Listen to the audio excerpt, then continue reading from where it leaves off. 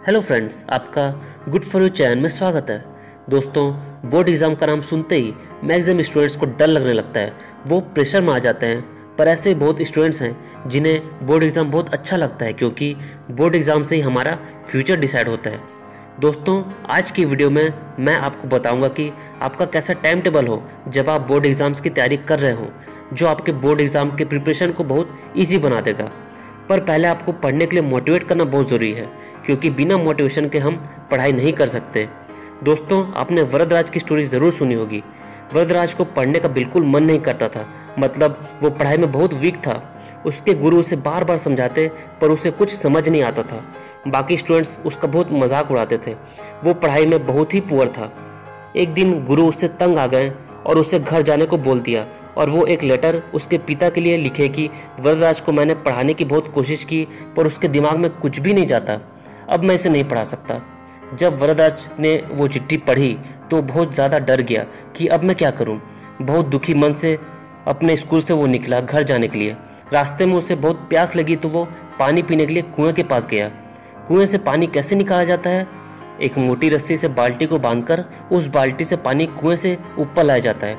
वरदराज ने देखा कि जहाँ पर रस्सी लटकी हुई है वहाँ पर एक गड्ढा हो गया है। वरदराज बिल्कुल आश्चर्य में पड़ गया।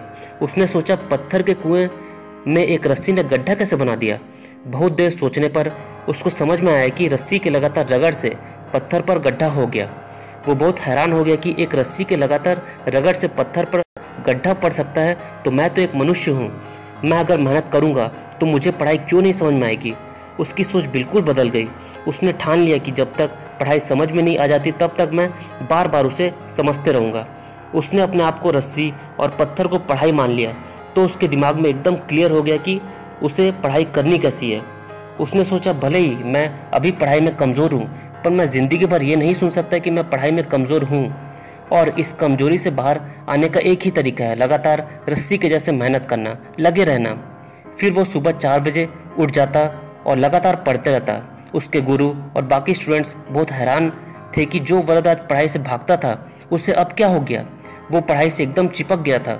उसके दिमाग में ये बात बैठ गई थी कि जब तक मुझे अपनी पढ़ाई समझ में नहीं आती तब तक मैं पढ़ते रहूँगा। और आगे चलकर वरदराज संस्कृत का बहुत बड़ा गुरु हुआ।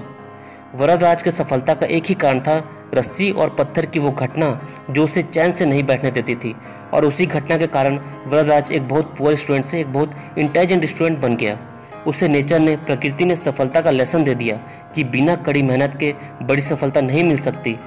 आप भी कभी कुएं के पास जाना, कोशिश करना गांव जाने की जहां कुआं हो और लोग रस्सी से पानी निकालते हो।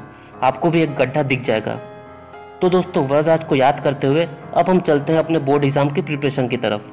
अगर आपको बोर्ड एग्जाम में सक्सेस चाहिए तो वरदराज की तरह डिसिप्लिन होना होगा। वरदराज कभी एग्जाम के बारे में नहीं सोचता था, बस टॉपिक अच्छे से समझने के बारे में सोचता था। आप भी दोस्तों बोर्ड एग्जाम के बारे में सोचना बंद कर दीजिए, बस अपने टॉपिक्स को अच्छे से समझने के बारे में सोचिए और ठान लीजिए कि बिना समझे मैं टॉपिक को छोड़ूंगा नहीं। ये सोच के साथ पढ़ाई करोगे तो आपका दिमाग अपने आप टॉपिक्स को समझने लगेगा। तो चलिए दोस्तों, इस सोच के साथ हम अपना पढ़ने का टाइम टेबल बनाते हैं। दोस्तों, आपकी डे शिफ्ट की स्कूल टाइमिंग होती है, तो आपके लिए सबसे इम्पोर्टेंट टाइम मॉर्निंग का होगा। तो सबसे पहले तो आपको 6 बजे उठना होगा। अब दोस्तों, बोर्ड एग्ज़ाम है तो 6 बजे उठना तो बनता है। आप पूरी लाइफ 8-9 बजे तक सोएं, पर अभी बोर्ड एग्ज़ाम है तो उसका इम्पोर्टेंस समझकर 6 बजे उठना पड़ेगा, नहीं तो आपका मॉर्निंग ज़्यादा अच्छा नहीं रहेगा। और 6 बजे उठने के लिए वरदराज की स्टोरी याद रखिए। उठने के बाद फ्रेश होकर 15 मिनट अनुलोम विलोम प्राणायाम करिए, जिससे आपका दिमाग एकदम रेडी हो जाएगा पढ़ने के लिए। अनुलोम विलोम से दिमाग को सबसे ज़्यादा ऑक्सीजन मिलता है। अब आप 7 बजे से पढ़ना स्टार्ट करिए। जो टॉपिक आपको हार्ड लग रहा है उसे समझने का बेस्ट टाइम मॉर्निंग है, ये हमेशा याद रखिए, क्योंकि मॉर्निंग में हमारा दिमाग एकदम फ्रेश रहता है। और अनुलोम विलोम प्राणायाम के बाद दिमाग बहुत एक्टिव हो जाएगा काम करने के लिए, क्योंकि उसे आपने बहुत ऑक्सीजन दे दिया है जो दिमाग का खाना है। 7 से 8 बजे तक पढ़िए, फिर 10 मिनट का ब्रेक लीजिए, बाहर खुली हवा में जाइए और ज़ोर ज़ोर से सांस लीजिए। आप देखेंगे कि आपका दिमाग फिर एकदम फ्रेश हो गया है। फिर पढ़ने बैठिए और 9:30 बजे तक पढ़िए। उसके बाद नाश्ता करिए। दोस्तों, नाश्ता ज़रूर कीजिए, जिससे आपके शरीर को शक्ति मिलेगी काम करने की। फिर पढ़ने बैठिए और 11 साढ़े 11 बजे तक पढ़िए, फिर स्कूल चले जाइए। यह हुआ आपका मॉर्निंग का टाइम टेबल। स्कूल से आने के बाद फ्रेश होइए, फिर आधा घंटा टीवी देखिए या आपको जो करना है वो करिए, फिर 15 मिनट अनुलोम विलोम प्राणायाम करिए। दोस्तों, मैं प्राणायाम करने इसलिए बोल रहा हूँ क्योंकि इस प्राणायाम से दिमाग की सारी टेंशन निकल जाती है और दिमाग बिल्कुल फ्रेश हो जाता है, और अच्छी पढ़ाई फ्रेश दिमाग से ही हो सकती है। तो प्लीज़ 15 मिनट प्राणायाम ज़रूर करना, आपका दिमाग फिर से एकदम फ्रेश हो जाएगा।